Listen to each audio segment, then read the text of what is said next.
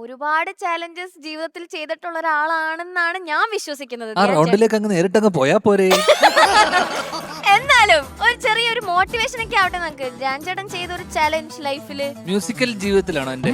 ഏത് ജീവിതത്തിലാണ്? അങ്ങനെ ചോദിക്കണം. ഇപ്പൊ ഒരു ചാലഞ്ച് കഴിഞ്ഞു വന്നതേ ഉള്ളൂ. അതൊരു വലിയ അത് ചാലഞ്ച്. ഇവിടുത്തെ അത് ചാലഞ്ച് കണ്ടിരുന്ന ആൾക്കാർക്ക് ഒരു ചാലഞ്ചായി, ഇവർക്കൊരു ചാലഞ്ചായി.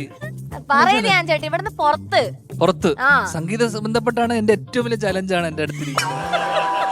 അല്ലാതെ സംഗീതം അല്ലാതെ സംഗീതം അല്ലാതെ ഇപ്പൊ തൽക്കാലം വലിയ വീട്ടിലെ ചാലഞ്ചസ് എന്തൊക്കെയാണ് ധ്യാൻ ചേട്ടാ? വീട്ടിലിപ്പം അതെ ഇപ്പൊ ചാലഞ്ച് ഇല്ല, കുഴപ്പമില്ല. ധ്യാൻ ഞാനൊരു ചോദ്യം ചോദിക്കട്ടെ. ഇപ്പം ധ്യാൻ ഇപ്പം മ്യൂസിക് ഇവര് ഡയറക്ടർ മ്യൂസിക് ചെയ്ത് തരുന്ന സമയത്ത് ഒരു പാട്ട് അപ്പം ധ്യാൻ ഡയറക്ട് ചെയ്യുന്നു. അപ്പൊ ഇപ്പൊ പാട്ടിന്റെ ട്യൂൺ സെലക്ട് ചെയ്യുന്നത് എങ്ങനെയാണ്? ചുമ്മാ അതായത് ഇപ്പൊ അല്ലല്ല നിക്ക് ഷാൻ ചേട്ടൻ ഇങ്ങനെ ഒരു 10 ട്യൂൺ എടുത്തോ എന്ന് പറഞ്ഞ് തരികയാണോ, അതോ ധ്യാൻ ഇല്ല ഇത് ശരിയായില്ല ഇത് വേണം അങ്ങനെ വേണം, അതോ എനിക്ക് ഡിസ്കഷൻ ഇല്ല? ഉണ്ട്, ഞാൻ മറുപടി പറയാം. ലവ് ആക്ഷൻ ഡ്രാമയിൽ എങ്ങനെയായിരുന്നു അത് എങ്ങനെയാന്ന് വെച്ച് കഴിഞ്ഞാൽ സാധാരണ ഷാനിക്ക് ഒരു പാട്ട് അയക്കും. ആ പാട്ട് അയച്ചിട്ടാ സാധാരണ നമ്മൾ എന്താ പറയുന്ന വെച്ച് കഴിഞ്ഞാൽ ശരത് സാർ എങ്ങനെയാ പാട്ട് ഇപ്പത്തെ നമ്മളൊന്ന് കേട്ട് നോക്കൂ, അഭിപ്രായം പറയൂ, അങ്ങനെയല്ലേ നമ്മൾ അയച്ചതിന് ശേഷം. ഷാനിക്ക് എന്താന്ന് വെച്ച് കഴിഞ്ഞാൽ ഈ പാട്ട് അയച്ചതിന് ശേഷം ഷാനിക്ക് താഴെ അയക്കും, ഗംഭീരല്ലേ പൊളിച്ചില്ലേ, ഷാനിക്ക് തന്നെ അയക്കും മുന്നേ തന്നെ. ഈ പാട്ടിന്റെ താഴെ തന്നെ പൊളിച്ചില്ലേ, സൈക്കോളജി ഗംഭീരല്ലേ. അപ്പൊ നമ്മൾ എന്ത് പറയും? ധ്യാൻ ചേട്ടൻ എന്തേലും പറയുമല്ലോ. പക്ഷെ എനിക്ക് ലോകത്ത് വേറെ ആരോടൊന്നും പറയാം, ഷാനിക്കിനോട് എനിക്ക് പറയാൻ പറ്റില്ല. കാരണം എന്റെ ജ്യേഷ്ഠനേക്കാളും മൂത്തതാണ്. അപ്പൊ ഞാൻ ഓടിക്കളിച്ച് നടക്കുമ്പോ കണ്ട മനുഷ്യനാണ്, ജ്യേഷ്ഠനേക്കാളും മൂത്തതാണ്.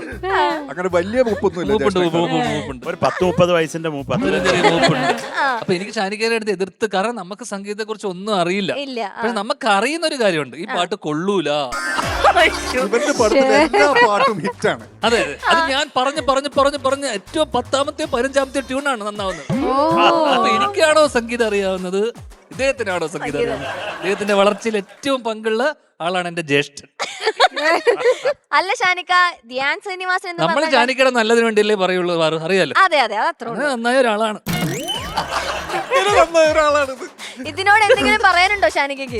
സത്യം ഇത് സത്യമല്ലേ ഷാനിക്ക? ഇല്ല ഷാനെ, എനിക്കൊരു കാര്യം പറയാനുള്ള, ഇങ്ങനെയുള്ള ഇത്ര നല്ല ട്യൂൺസ് സെലക്ട് ചെയ്യാൻ പറ്റിയ ഡയറക്ടേഴ്സ് ഇല്ലായിരുന്നു, നീ എന്ത് ചെയ്ത് തന്നെ?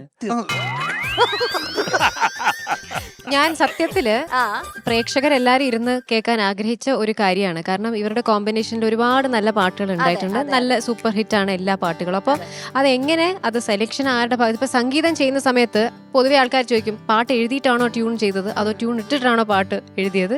ആ ട്യൂണിങ് അല്ല, വേറെ ആലോചിച്ച് പോണ്ട. അപ്പൊ അതുകൊണ്ട് ഷാനിക്കൊക്കെ പോലും അറിഞ്ഞൂടാ അത് എങ്ങനെ സംഭവിക്കുന്നത്. മാജിക് ഉണ്ട് അതിന്. ഈ സമയത്ത് എനിക്ക് തോന്നുന്നു ഓണസമയം വരുമ്പോ ഷാനിക്കയുടെ മറ്റേ കല്യാണ രാമനിലെ ദിലീപേട്ടന്റെ അവസ്ഥയാണ്. സോറി, ദിലീപേട്ടനല്ല, മറ്റേ ഇന്നസെന്റ് അങ്കിള് മറ്റേ എന്തൊരു മണം അടിക്കുമല്ലോ മദ്യത്തിന്റെ, അതുപോലെ ഉണരും ഷാനിക്ക.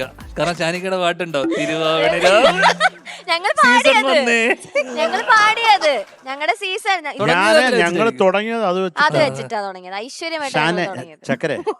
But I love you, darling. നിന്റെ എത്ര പാട്ടുകൾ എനിക്ക്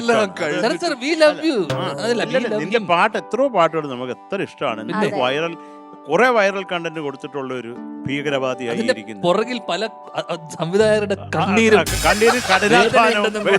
ഞാൻ ശരത് സാറിനെ ഓർമ്മിപ്പിക്കുന്നു.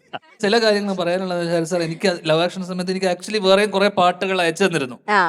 പിന്നീട് ഞാനത് കേട്ടിട്ട് പടമൊക്കെ ഇറങ്ങിയ ശേഷം എനിക്ക് അയച്ചു തന്ന പല പാട്ടുകളും പിന്നീട് ഞാൻ പല സിനിമകളിലും കണ്ടിട്ടുണ്ട്.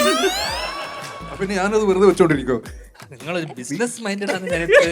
ഞാൻ വിചാരിച്ച ആ പാട്ടുകളൊക്കെ നമുക്ക് വേണ്ടി ചെയ്തതാന്ന് വിചാരിച്ചിട്ട് ഞാൻ ആ പാട്ടുകളൊക്കെ ഇപ്പോഴും കേട്ട് നോക്കുന്ന സമയത്ത് പിന്നെ അത് നമ്മുടെ പാട്ട് കഷ്ടപ്പെട്ട് ചെയ്ത പാട്ടല്ലേ അല്ലേ ഷാനിക്ക? പിന്നല്ലാതെ അതൊക്കെ എന്തെങ്കിലും ചെയ്യണ്ടേ? രാവും പകലും ഇരുന്ന് ഉറക്കം ഒളിച്ച് കഷ്ടപ്പെട്ടുണ്ടാക്കുന്ന പാട്ടുകളാ. ഫ്രിഡ്ജിൽ വെച്ചിട്ട് ഇരിക്കാൻ പറ്റുമോ? പെൺഡ്രൈവിലാക്കിട്ട്.